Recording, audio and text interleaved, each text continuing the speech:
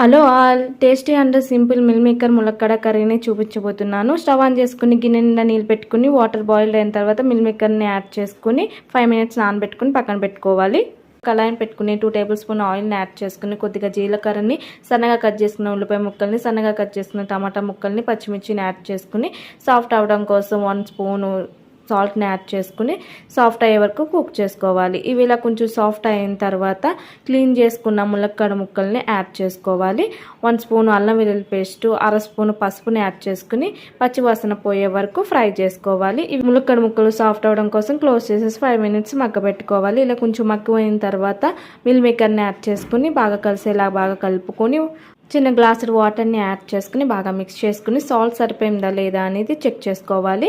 Check చేసుకుని salt సరిపోతే adjust చేసుకుని క్లోజ్ చేసేసి మీడియం ఫ్లేమ్ మీద 5 మినిట్స్ కుక్ చేసుకుంటే అంతేనండి, రెడీ అయిపోయింది మిల్ మేకర్ ములక్కాడ కర్రీ. నేను చేసే వీడియోస్ మీకు నచ్చితే ప్లీజ్ సబ్స్క్రైబ్ చేసుకోండి మన ఛానల్ని.